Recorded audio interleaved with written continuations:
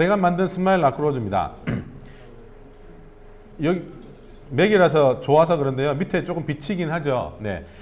맥이라서 그런데요. 스마일 라크로즈라는 글자만 있는 거예요. 예. 다음 주에 할 거지만 미리 보여드릴게요. 프리미어를 실행해 보겠습니다. 예. 어도비 프리미어 프로 CS6라는 거를 실행하면 되는데 다음 주에 설명할 거니까 그냥 보십시오. 예. 이거 프리미어를 어떻게 하는데 하면 되죠. 이거는 다음에 제가 설명해 드릴 테니까요. 그냥 보시면 됩니다. 네. 다 설명해 드릴 거니까요. 이거는 예.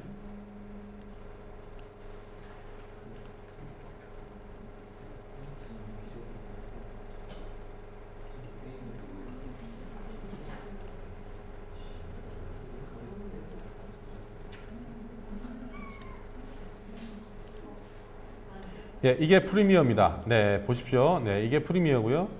영상을 편집하기 위해서 작업하는 프리미어 프로그램인데요.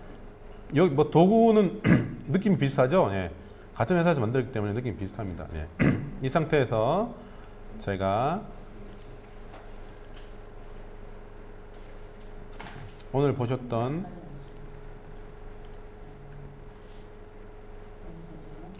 영상을 이렇게 가져오면 아까 오늘 보셨던 영상이거든요. 예, 이게 다음 주부터 저희가 배우게 될 건데요. 이게 영상이에요. 그러면 아까 만들었던 게 이제 스마일 라크로즈라는 거잖아요. 요거죠. PSD 파일. 예.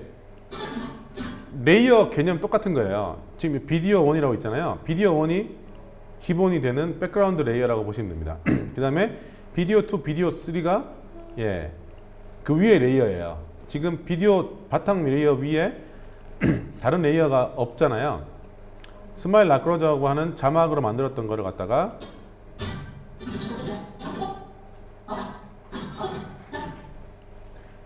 이 레이어 위에다가 이렇게 올리는 겁니다. 올리면 예, 글자가 이렇게 올라오는 거죠. 예. 그러면 자막이 들어간 겁니다. 예.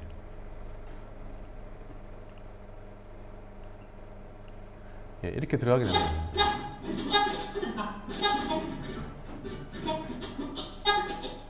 앞으로 저희가 하게 될 게 이런 겁니다. 네.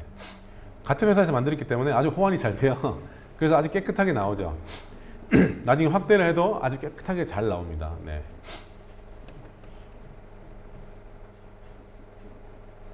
앞으로 뭘 하게 되실지 이해는 되시죠? 네.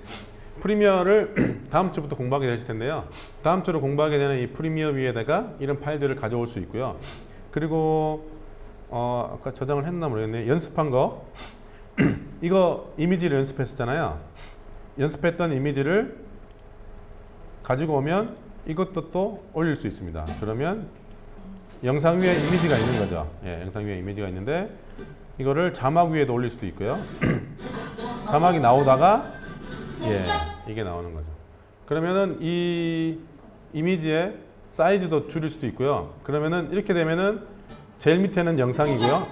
제일 밑에는 영상이고 그 위에 텍스트가 있고 그 위에 이제 사진을 올린 케이스죠. 근데 보통 자막이 제일 위에 와야 되니까 자막을 제일 위로 올리면 예, 자막이 제일 위에 오게 되죠. 네. 예, 포토샵에서 레이어 개념이랑 동일하게 영상에서도 이런 개념으로 예, 저희가 앞으로 작업을 하게 될 겁니다.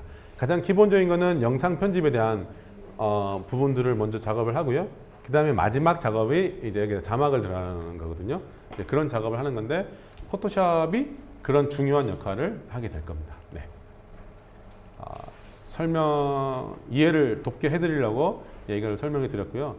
다음 시간에 작업을 하시려면 이 프리미어 CS6를 설치를 하셔서 오셔야 됩니다. 프리미어 CS6는 운영 체제가 64비트에서만 돌아가기 때문에 윈도우 운영 체제를 쓰시는 분들은 윈도우 운영 체제가 64비트여야 돼요. 예. 그렇지 않으면 예, HD 영상 편집이 불가능합니다. 네. 어도비 프리미어 CS4, CS5는 32비트용이 있는데 32비트용으로는 HD 편집하기에는 좀 적당하지 않고요. 예. 설치가 안 되죠. CS6가. 예.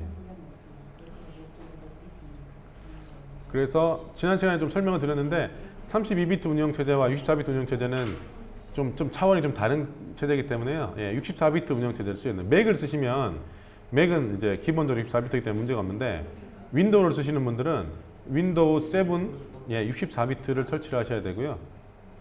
메모리는 뭐 상관없는데 가능하면 4기가 이상이면 좋습니다. 예, 2기가도 상관없는데 4기가 이상이면 좋습니다. 예. 윈도우 64비트를 쓰는 이유는 메모리 4기가 이상을 쓸 수 있기 때문에 그렇거든요. 윈도우 32비트는 메모리 4기가까지만 인식을 하고요. 메모리가 8기가, 16기가를 달아도 윈도우 32비트는 예, 4기가까지만 인식을 하기 때문에 못 쓰죠, 나머지는. 그래서 64비트. 제 노트북은 윈도우 64비트 맥이면서 메모리가 16기가입니다. 예, 그렇기 때문에 예, 속도가 빠른 겁니다. 예, 예. 그리고 CPU는 i7이고요. 예, SSD 하드디스크를 달았고 그 노트북 비쌉니다. 한 350만 원 한국 돈으로. 예. 이 정도는 너무 이제 저는 이제 업을 하기 위해서 그런 거고요. 직업이 그렇기 때문에 그런 거고 일반적으로 하실 때는 그것보다 낮아져서 괜찮습니다. CPU i5도 괜찮고요. 근데 가능하면 메모리는 4기가 이상이면 좋고 그리고 SSD가 있는 게 예, 좋습니다. 네. 그렇게 하셔야지 나중에 작업을 하실 때 밤새는 시간을 좀 줄일 수가 있기 때문에요. 네.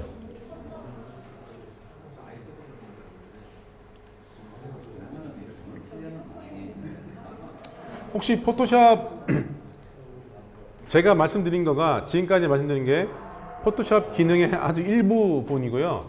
개념을 설명해 드렸는데 혹시 더 궁금하신 거나 조금 더 배우고 싶은 게 있으시면 손을 들어서 질문해 주시면 제가 설명해 드리고요. 아니면 한두 가지만 제가 더 설명해 드리고 포토샵은 여기까지 마치고 개인적으로 공부를 하시면 예, 되겠습니다. 네.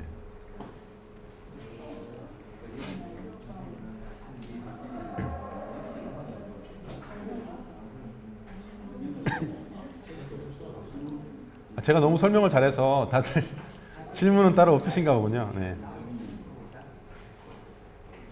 너무 잘 설명했거나 아니면 전혀 모르거나 네, 둘 중에 하나인데 예. 바이오 쪽으로 연결하기 위해서 지금 두 번 했는데 이것만 이해하면 충분하지 않습니까? 네, 거의 제가 설명해 드린 것만 충분히 이해하시고 따라오시면 프리미어 하시고 작업하시는 데에 60, 70%는 하실 수 있고요. 하다가 문제가 발생했을 때는 그때그때마다 이제 공부를 하셔야 되죠. 예. 저도 처음에는 아무것도 모르고 시작했기 때문에 근데 많은 사람들이 같이 공부하시면서 하다가 중간에 포기하게 되는 이유는 처음부터 너무 많은 거를 배우게 되시면 중간에 포기를 하게 되세요. 예. 그래서 처음에는 기본적인 개념과 기본적인 기능을 가지고 그 다음에는 만들어 보셔야 됩니다. 만들어 보신 다음에 좀 더 뭔가를 하고 싶을 때 그때 추가를 하시면 돼요. 그런 식으로 배울 때 성공할 수 있는데 그렇지 않고 처음부터 6개월간 나는 포토샵을 해야 되겠다. 그래서 공부를 하시면 프리미어 가기 전에 포기하게 되죠. 너무 힘들어가지고. 네.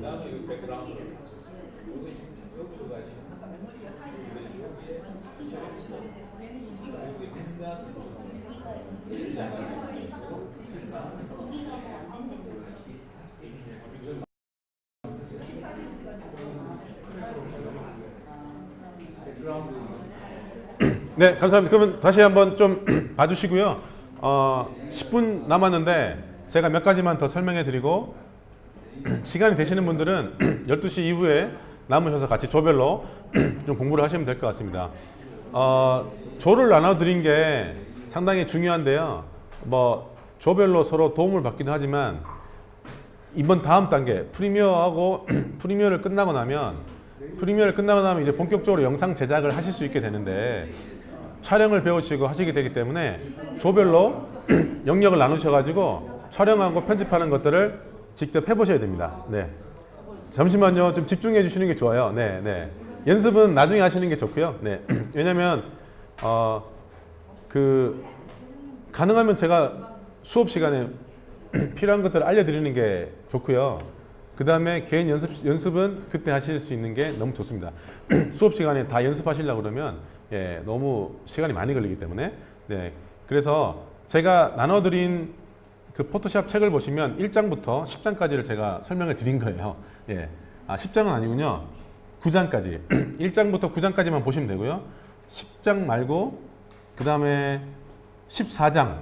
예. 1장부터 9장까지 보시고 14장 보시면 될 것 같은데 제가 설명해 드린 내용이 여기에 다 들어가 있습니다. 그리고 이 책이 너무 쉽기 때문에 책만 따라해 보시면 다시 한번 제가 설명해 드린 것들을 복습하는 개념이 되는 거니까 동영상 찍은 걸 보셔도 되고 아니면 이 책을 보고 따라 하셔도 됩니다. 이 책의 단점은 포토샵 프로그램이 한글 프로그램이라는 거예요. 예, 그거 말고는 똑같으니까 이 책에 보고 예제 파일을 제가 나눠 드렸는데요. 그 예제 파일을 가지고 따라서 해보시면 됩니다. 네. 그리고 12시 이후에 혹시 궁금한 거 있으시면 질문해 주시면 저나 우리 신정길 PD나 주변에 계신 분들이 같이 좀 도와서 설명해 드리도록 하겠습니다. 몇 가지만 더 설명해 드리고 마실게요. 포토샵 이왕 하는 김에 몇 가지를 더 설명해 드리고 배우시면 훨씬 더 좋기 때문에요. 지난 시간에 배운 것 중에 중요한 거가 말씀드렸는데 히스토리. 이 히스토리 패널이 아주 중요하기 때문에 작업한 것들을 다시 되돌아갈 수 있는 거 기억하시고요. 캐릭터가 오늘 했던 거고요. 그 다음에 레이어.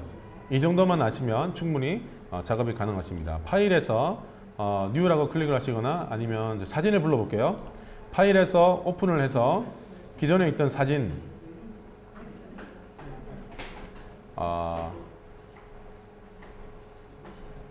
예제 파일을 불러와 보겠습니다. 예, 포토샵 나눠드린 예제 파일 중에서 다른 거를 해볼게요. 네, 이 사진을 불러와 보겠습니다. 네. 이 사진을 불러보겠습니다. 그 책에 대한 나와 있는 많은 설명들인데요. 동그라미가 있잖아요. 이 동그라미. 그러면 내가 요것만 좀 선택해서 이것만 좀 잘라서 뭘 쓰고 싶다. 그럴 경우에 선택을 하는 겁니다. 이렇게 해서 원을 그리는데요. 원을 이렇게 그려가지고 이렇게 맞출 수도 있고요. 근데 선택 툴을 할 때도 여러 가지 기능들이 있는데 원을 이렇게 정형적이지 않은 걸 할 수도 있고요. Shift 키를 누르고 하면 정형적인 원이 만들어지는데 그러면 가운데서 이렇게 움직일 수 있는데 이 상태에서 이 가운데에서 마우스 오른쪽 클릭하셔서 트랜스폼 셀렉션이라고 있어요. 이걸 클릭하시면 선택 영역을 제가 자유자재로 조금 더 조정을 하실 수가 있습니다. 요 좀 디테일하게 이렇게 조정을 하면 요만큼을 선택할 수 있고 조금 움직일 수도 있죠. 완벽하진 않지만 거의 됐어요. 됐죠? 그 다음에 여기에서 에디트를 클릭을 하시고 카피 내지는 컷 할 수 있는데요. 컷을 해볼게요. 컷은 잘라내는 거고 카피는 복사하는 거잖아요. 컷을 딱 하면 잘랐습니다. 요 그림만 자른 거예요. 자른 다음에 다시 파일을 하시고 뉴를 하시고 OK를 하시면 새로운 도화지가 나오고요. 여기에다가 에디트 하시고 페이스트를 누르시면 요것만 딱 나오는 겁니다. 백그라운드는 그대로 있고요. 요것만 이렇게 나오는 거죠.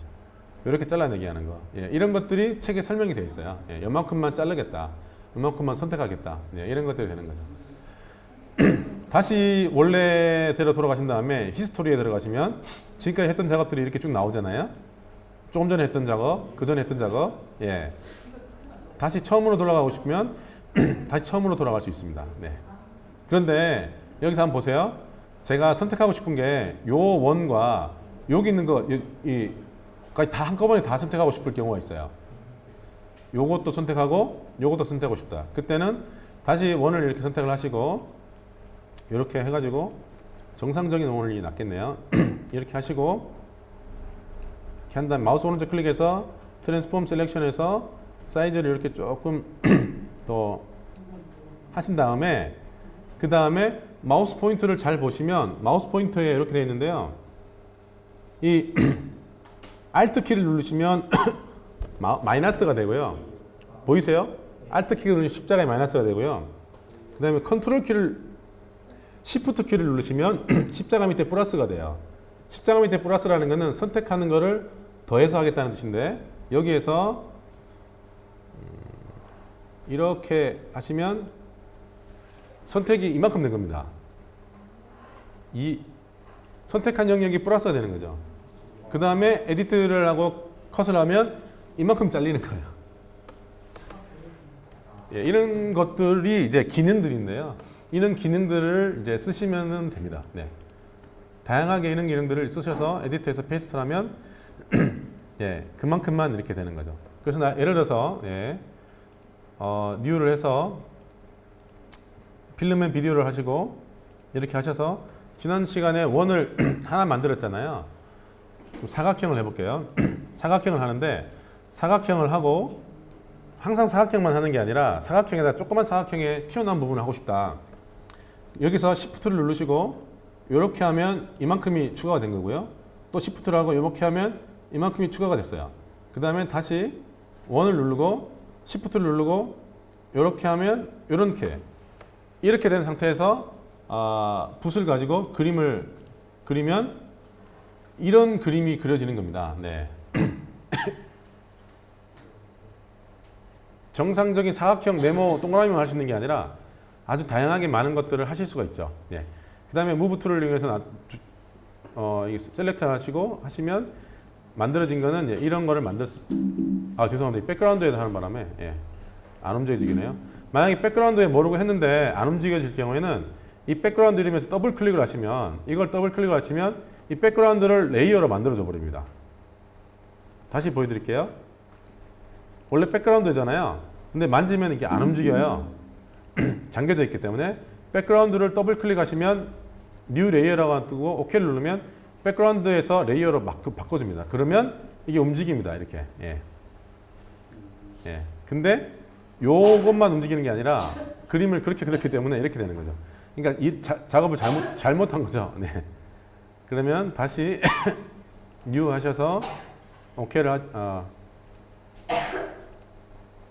다시 필름앤 비디오에서 192080 하시고 다시 레이어를 하나 만들고 여기에서 아까 작업했던 거 사각형도 그리고 다르게 Shift를 누르고 또 사각형을 또 할 수도 있죠. 예, Shift를 누르고 사각형을 또 할 수도 있고 예, 뭐 원하시는 대로 하실 수가 있습니다. 네, 그 다음에 여기에서 마우스 오른쪽 클릭을 해서 트랜스폼 셀렉션을 하시면 예, 선택한 거를 크기를 조절할 수도 있고요. 이 상태에서 여기에다가 색깔을 집어넣고 싶은데 붓으로 일일이 그렸잖아요. 붓으로 일일이 그리지 않고 한꺼번에 뭔가를 다 집어넣고 싶을 때는 그때는 여기 보시면 이게 그라디언트 툴과 페인트 버킷 툴이라고 있는데 페인트 버킷 툴을 하면 페인트 박에서 그냥 갖다 붓는다는 뜻입니다. 그러면 클릭 한번 하면 이렇게 한 번에 다 되는 거죠. 이런 기능들이 예, 여기에 이제 들어가 있는 겁니다. 예.